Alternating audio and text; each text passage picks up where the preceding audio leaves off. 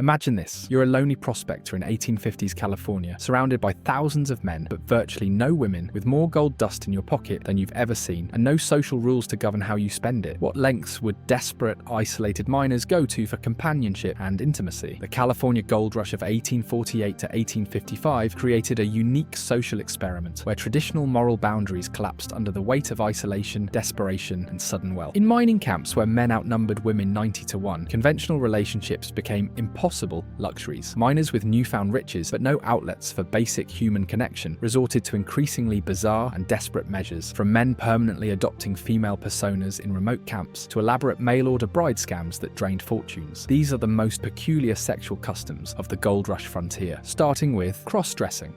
The California mining camps faced an unprecedented social crisis that no frontier society had encountered before.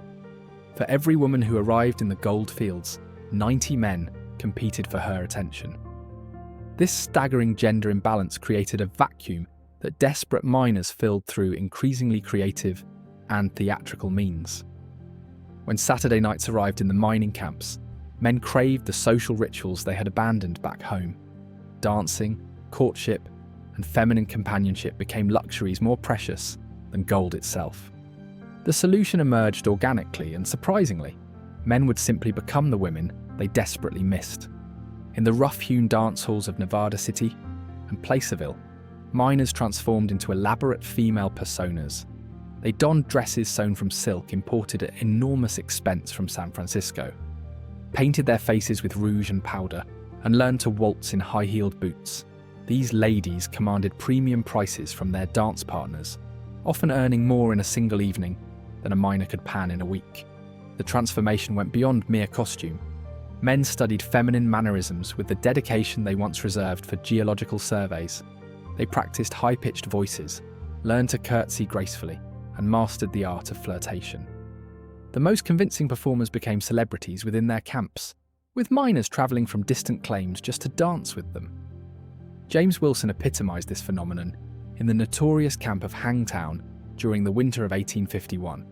Wilson, a former blacksmith from Ohio, discovered his talent for female impersonation, quite by accident during a Christmas celebration. What began as a drunken jest evolved into a full-time persona. Wilson adopted the name Jenny and committed entirely to the role, wearing women's clothing daily and speaking exclusively in a carefully cultivated feminine voice. Jenny Wilson's cabin became a social hub where lonely miners could experience a semblance of domestic life. She served tea in delicate china cups, arranged wildflowers in mason jars, and provided the gentle conversation that these hardened men desperately craved. Miners paid handsomely not for physical intimacy, but for the illusion of feminine presence. They wanted someone to listen to their fears about cave-ins, to admire their latest gold strikes, and to remind them of the sweethearts they had left behind. The phenomenon extended beyond entertainment into genuine domestic partnerships. Some mining pairs adopted permanent gender roles, with one partner assuming complete feminine identity, while the other maintained masculine appearance. These arrangements often proved more stable than traditional marriages, built on mutual necessity and shared hardship rather than fleeting attraction. Camp wives took responsibility for cooking, mending clothes, and maintaining living quarters, while their partners focused on mining operations. The feminine partner often grew his hair long, wore dresses during evening hours, and answered to female names chosen with surprising thoughtfulness. These relationships blurred the lines between performance and identity, survival strategy and genuine expression. The mining camps developed elaborate etiquette surrounding these arrangements.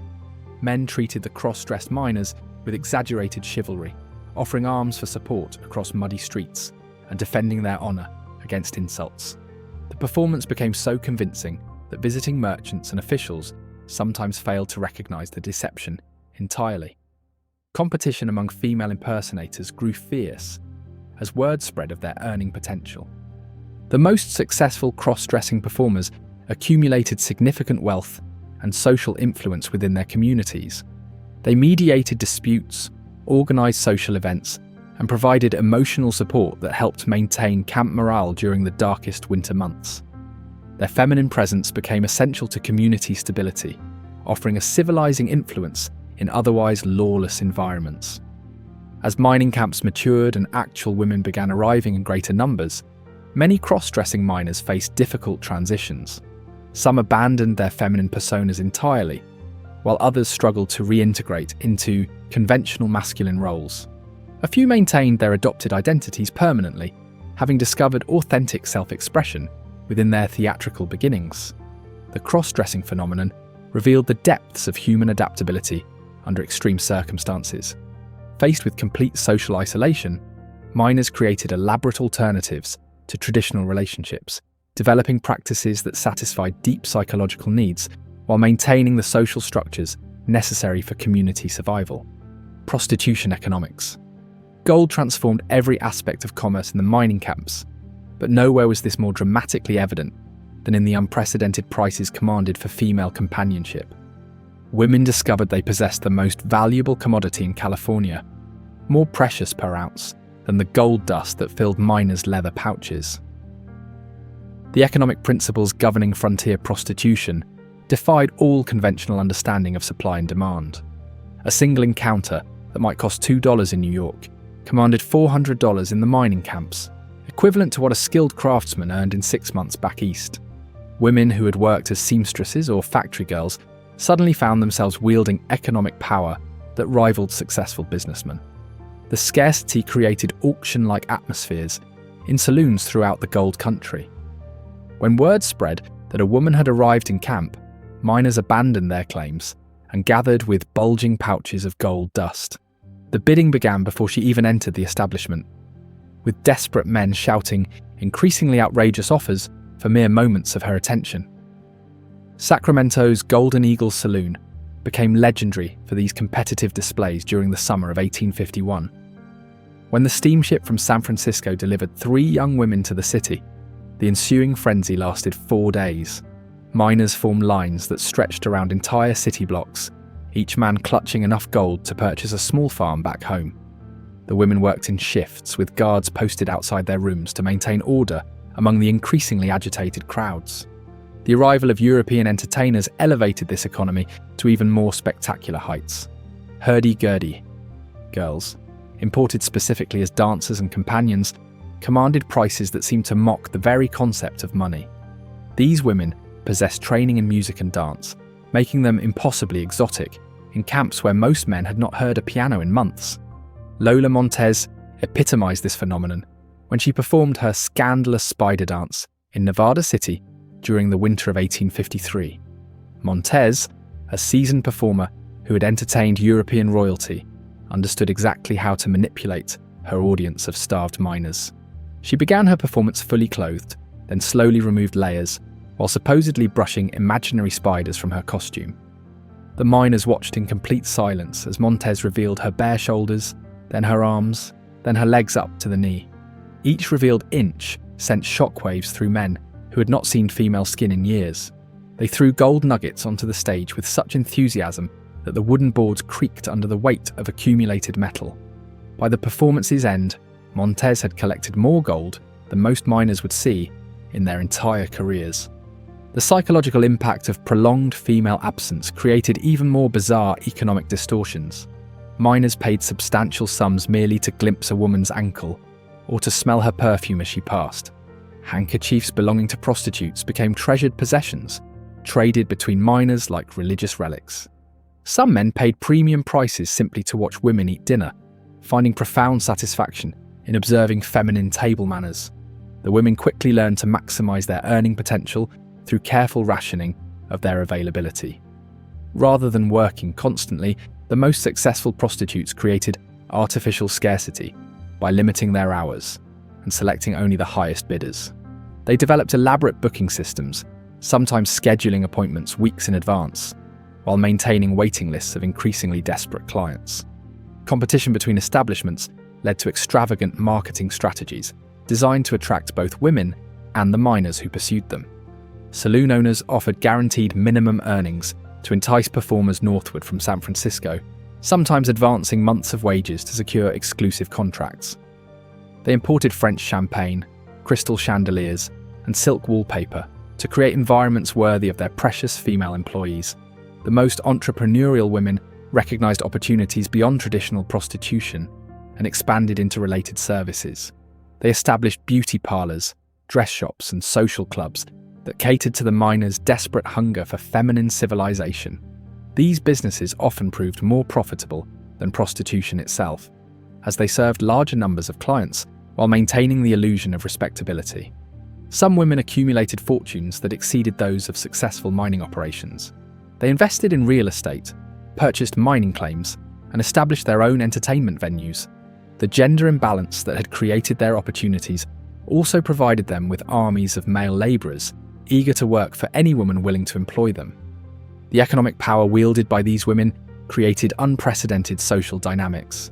Miners who had commanded respect through physical strength or business acumen found themselves subservient to women they desperately wished to impress. Former factory workers and domestic servants suddenly employed dozens of men and made financial decisions that affected entire communities. The arrival of each new woman triggered economic disruptions that rippled through entire mining regions. Men abandoned profitable claims to compete for her attention, causing temporary labour shortages and production delays. The promise of female companionship became a more powerful economic force than gold discoveries themselves, capable of redirecting the movement of thousands of men across hundreds of miles. This extraordinary economy could not sustain itself indefinitely. As transportation improved and California's reputation for opportunity spread eastward, more women began making the journey westward. The gradual restoration of gender balance slowly normalized prices and social dynamics, but during the peak years of the gold rush, women had wielded economic power unlike anything seen before or since in American history. Bestiality, the complete absence of women in the most remote mining claims, drove some miners beyond the boundaries of civilized behavior into territories that shocked even their hardened contemporaries.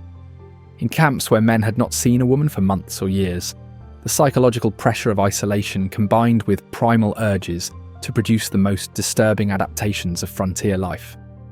Animals became tragic substitutes for human companionship among miners who had descended into complete social isolation. Mules, essential for transporting equipment and supplies, found themselves serving purposes their owners would never have contemplated in civilized society. The harsh mountain winters that trapped miners in their claims for months created conditions where desperation overwhelmed moral restraint. The psychological deterioration followed predictable patterns. Miners who began by talking to their animals as companions gradually developed more intimate relationships. The boundary between loneliness and depravity eroded slowly, almost imperceptibly, until men crossed lines they could never retreat from. These relationships often began during the endless winter months, when heavy snows cut off all contact with other human beings. Thomas Garrett's descent into madness exemplified this tragic phenomenon during the brutal winter of 1852 in the remote Sierra Nevada foothills. Garrett had worked a promising claim near what would later become Tuolumne County, convinced that spring would bring both fortune and female companionship. Instead, early snowfall trapped him alone with his pack mule, his supplies, and his increasingly unstable mental condition. Garrett's journal, discovered months later by fellow miners, documented his psychological deterioration with disturbing clarity.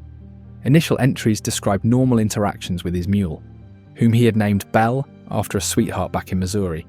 He wrote about sharing his meals with the animal and conducting one-sided conversations about his mining prospects and memories of home. As winter deepened and isolation took its toll, Garrett's journal entries revealed a man losing his grip on reality. He began describing Belle in increasingly human terms, noting her supposed responses to his conversation and attributing human emotions to her behaviour. The entries became more intimate, describing how he brushed her coat each evening and found comfort in her presence during the long, dark nights. The transformation from companionship to sexual relationship occurred gradually, documented in journal entries that became increasingly incoherent and disturbing. Garrett wrote about his growing attraction to Belle, justifying his feelings through elaborate rationalizations that revealed a mind completely severed from moral moorings. He convinced himself that the animal reciprocated his feelings and that their relationship represented a natural response to unnatural circumstances. When spring finally broke and other miners discovered Garrett's claim, they found a man who had completely lost touch with human civilization. His appearance shocked even men accustomed to the rough conditions of mining life. He had not bathed or properly maintained his clothing in months, and his behaviour toward the mule disturbed his rescuers so profoundly that they immediately recognised what had occurred during his isolation. The discovery triggered swift and brutal frontier justice. Mining camps possessed their own moral codes, and bestiality violated boundaries that even the most hardened criminals respected. The miners who found Garrett showed no mercy toward a man they viewed as having descended below the level of wild animals. Their punishment was immediate and severe, serving as a warning to other isolated miners about the consequences of crossing certain moral boundaries. Similar incidents occurred throughout the remote mining regions, though most remained hidden due to the shame and isolation surrounding such behaviour. Miners discovered engaging in bestiality faced immediate banishment from their camps, often with threats of violence should they attempt to return. The communities that depended on mutual support for survival could not tolerate members whose behaviour threatened the psychological well-being of others. The animals themselves became tragic victims of human desperation. Mules and horses essential for mining operations were sometimes so traumatised by abuse that they became unusable for their intended purposes. Other miners would arrive at abandoned claims to find animals that exhibited clear signs of mistreatment, requiring destruction due to injuries or behavioural problems that made them dangerous. Some mining partnerships dissolved when one member discovered his companion's unnatural relationships. The revelation of bestiality destroyed trust between men who had shared claims, equipment and living quarters for months or years. These discoveries often led to violent confrontations as the psychological revulsion overcame practical concerns about maintaining profitable mining operations. The psychological damage extended beyond the immediate perpetrators to affect entire mining communities. Word of such incidents spread quickly through the interconnected network of camps, creating anxiety among miners about their own mental stability during periods of prolonged isolation. Some men abandoned profitable claims rather than risk the psychological deterioration that complete solitude seemed to produce. The phenomenon represented the absolute nadir of gold rush sexual practices, demonstrating how extreme isolation could destroy the moral foundations that held civilized society together. Unlike other adaptations that emerged from the unique social conditions of the mining camps, bestiality offered no community benefits or social stability. It represented pure psychological breakdown, a complete surrender to desperation that served as a warning about the limits of human adaptability. The incidents served as cautionary tales that influenced mining camp organisation in subsequent years. Communities developed informal systems to prevent complete isolation, recognising that human beings required social contact to maintain their sanity and moral boundaries, even in the harsh environment of the frontier goldfields. Homosexuality. The extreme gender imbalance of the mining camps created an environment where intimate relationships between men evolved naturally from practical necessity into genuine emotional and physical partnerships. What began as shared claims and mutual survival strategies gradually transformed into domestic arrangements that resembled marriages in everything but name. Mining partnerships required unprecedented levels of trust and cooperation. Men shared not only their financial resources and equipment, but also their sleeping quarters, meals, and daily routines. The harsh conditions that threatened individual survival made these partnerships essential, creating bonds that often grew deeper than conventional friendships. When months passed without female contact, the line between companionship and intimacy began to blur. The camps developed their own terminology for these relationships, referring to them as Boston marriages, after similar arrangements between women in eastern cities. This linguistic camouflage allowed miners to discuss their partnerships openly while maintaining plausible deniability about their intimate nature. The relationships followed recognisable patterns, with partners often adopting complementary roles that mirrored traditional domestic arrangements. Edward Peters and Thomas McCarthy exemplified this phenomenon during their 3-year partnership, beginning in the spring of 1849. Peters, a former schoolteacher from Massachusetts, had arrived in California with education but little practical mining experience. McCarthy, a seasoned prospector from Ireland, possessed the technical knowledge necessary for successful gold extraction, but lacked the business skills to manage his findings effectively. Their initial partnership appeared purely practical.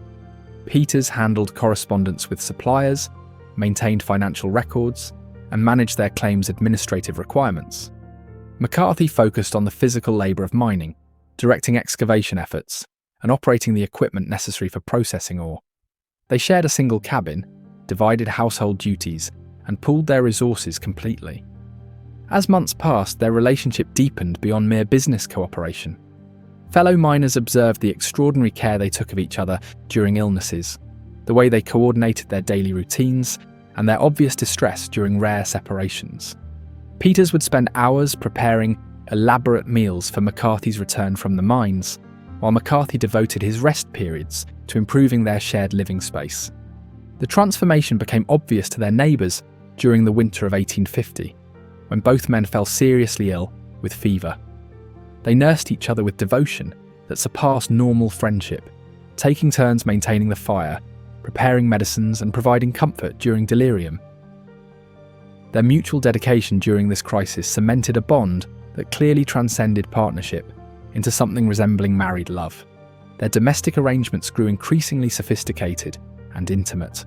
Peters maintained the cabin with meticulous care, creating a home environment that other miners envied and admired. He cultivated a small garden, preserved foods for winter storage, and even attempted decorative touches that transformed their rough quarters into something approaching civilized comfort. McCarthy responded by channeling his mining profits into improvements for their shared life rather than pursuing individual pleasures. The couple's financial success allowed them to establish one of the most profitable claims in their region, but their true achievement lay in creating emotional stability within the chaos of frontier life. Other miners sought their advice on personal matters, recognizing that their partnership had achieved something rare and valuable. They mediated disputes, provided loans during difficult periods, and offered their cabin as a meeting place for community discussions. Their relationship faced periodic challenges from newcomers who arrived with conventional moral expectations. However, the established mining community protected them, recognizing that their partnership contributed significantly to camp stability and prosperity. The practical benefits of their arrangement outweighed any moral concerns, creating tolerance born from necessity rather than enlightened attitudes. Similar partnerships flourished throughout the mining regions, often developing elaborate social networks that provided emotional support and practical assistance. These relationships created informal communities within the larger camps, with couples visiting each other, sharing resources, and maintaining friendships that lasted decades beyond the gold rush period. Some partnerships adopted openly domestic roles, with one man handling traditionally feminine responsibilities, while the other maintained masculine presentation and duties. These arrangements often proved more stable than conventional marriages, built on shared hardship and mutual dependence, rather than romantic attraction that might fade over time. The couples developed strategies for maintaining their relationships while preserving social acceptability. They presented themselves as business partners in public settings while enjoying intimate domestic life in private. Their neighbours understood the true nature of these arrangements, but maintained collective silence that protected everyone involved. Underground networks developed in larger towns like Sacramento and San Francisco, where established couples could socialize with others in similar relationships. These gatherings provided opportunities for companionship with people who understood their circumstances, creating support systems that helped maintain long-term relationships. As California's population gradually balanced and conventional social structures emerged, many of these partnerships faced difficult transitions. Some couples maintained their relationships despite increasing social pressure, while others gradually separated as traditional opportunities became available. A few relocated to remote areas where they could continue their domestic arrangements without scrutiny. The homosexual relationships that emerged during the gold rush represented adaptation to extraordinary circumstances rather than expressions of inherent sexual preference. The tolerance they received reflected practical necessity rather than progressive attitudes, but they nevertheless created space for intimate relationships that might have been impossible under normal social conditions. These partnerships demonstrated remarkable resilience and provided stability that helped many miners survive the psychological challenges of frontier life. They represented one of the more positive adaptations to the unique social conditions of the gold rush, creating genuine human connections within an otherwise harsh and isolating environment. Mail-order scams. The desperate loneliness of successful minors created a lucrative market for matrimonial fraud that operated on a scale unprecedented in American history. Entrepreneurs recognized that men with gold-heavy pouches and woman-starved hearts represented perfect targets for elaborate confidence schemes. These operations combined the miners' isolation with their newfound wealth to produce cons that drained fortunes while delivering nothing but heartbreak. Fraudulent matrimonial correspondence services emerged as sophisticated criminal enterprises that preyed upon the fundamental human need for companionship. These operations established offices in major cities, hired teams of letter writers, and created fictional women designed to appeal to specific types of lonely minors. The schemes required months or years to fully develop, making them far more profitable than traditional theft or robbery. The con artists understood their targets with psychological precision. They created romantic personas that perfectly matched the fantasies of men who had spent months or years without female companionship. These fictional brides possessed beauty, virtue, education, and most importantly, genuine affection for minors they had never met. The carefully crafted letters spoke of longing, domestic dreams, and promises of devoted partnership. Photography manipulation became essential to these operations, with criminal organizations investing heavily in the technical skills necessary to create convincing false images. They purchased legitimate portraits of attractive women, then altered backgrounds and clothing to suggest wealth, respectability, and availability. Some operations employed photographers who specialized in creating composite images that combined the best features of multiple subjects. Sarah Johnson emerged as the most successful practitioner of matrimonial fraud during the height of the gold rush era. Operating from a respectable San Francisco office, during 1854, Johnson created an empire built on the systematic exploitation of lonely minors throughout California. She understood that her success depended on volume, patience, and meticulous attention to psychological detail. Johnson's operation employed a dozen letter writers, each trained to maintain consistent personalities for their assigned fictional brides. These writers studied samples of genuine feminine correspondence to perfect their styles, learning to express emotion, vulnerability, and romantic longing in ways that seemed authentic to their starved audience. They maintained detailed records of each relationship, ensuring continuity across months of correspondence. The fictional women Johnson created possessed carefully designed backgrounds that justified their availability while explaining their interest in minors.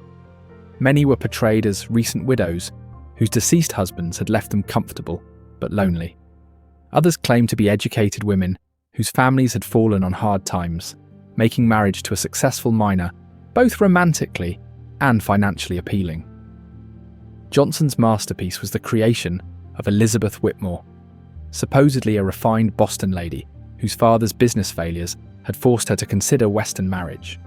Elizabeth's letters combined intellectual sophistication with emotional warmth, creating a personality that attracted the most educated and wealthy minors. Her correspondence referenced classical literature, discussed current events, and demonstrated the cultured refinement that self-made men desperately wished to acquire. The Elizabeth Whitmore persona generated correspondence with over 200 minors simultaneously, each believing he had discovered a unique and genuine connection. Johnson's writers crafted letters that responded to specific details from their targets, creating the illusion of personal attention, while actually following carefully planned scripts designed to maximize emotional investment. The scam's brilliance lay in its gradual escalation of financial requests. Initially, Elizabeth asked for modest sums to cover correspondence costs or to purchase appropriate clothing for her eventual journey west. These small amounts established trust while testing the minor's generosity and gullibility. Successful marks received increasingly urgent requests for larger sums to address fabricated emergencies or travel expenses. Johnson understood that visual evidence was crucial to maintaining her deception. She provided daguerreotype portraits of Elizabeth that had been carefully created using multiple models and extensive retouching. Some minors became so obsessed with these images that they carried them constantly, showing them to other minors and speaking about their upcoming marriages with touching conviction. The emotional manipulation reached extraordinary depths as Johnson's writers crafted increasingly intimate correspondence. Elizabeth shared her dreams, fears and desires with each minor, creating powerful psychological bonds that transcended the physical distance between them. She wrote about her excitement regarding their future together, her admiration for their courage and success, and her impatience with the delays preventing their reunion. The scheme's conclusion always followed similar patterns. After months of correspondence and thousands of dollars in payments, Elizabeth would disappear suddenly and completely. Sometimes she claimed to have been kidnapped or killed, other times she simply stopped writing without explanation. The minors found themselves abandoned with nothing but worthless letters and fabricated photographs as evidence of their investment. Johnson's operation ultimately extracted over $50,000 from California minors before suspicious victims began investigating their phantom bride. The discovery that dozens of men were corresponding with the identical woman triggered investigations that revealed the scope of the fraud. However, Johnson had prepared for this eventuality and disappeared with her profits before authorities could arrest her. Similar operations flourished throughout the gold rush period, with criminal entrepreneurs recognizing that lonely minors represented an inexhaustible source of easy money. Some schemes targeted specific ethnic communities, others focused on religious minors, and a few specialized in attracting the wealthiest and most isolated prospectors. These matrimonial frauds represented the darkest exploitation of the gold rush's social disruption. They transformed genuine human longing into criminal profit, leaving their victims not only financially devastated, but emotionally shattered. The schemes revealed how completely the absence of women had destabilized normal social relationships, creating vulnerabilities that ruthless criminals could exploit with devastating effectiveness.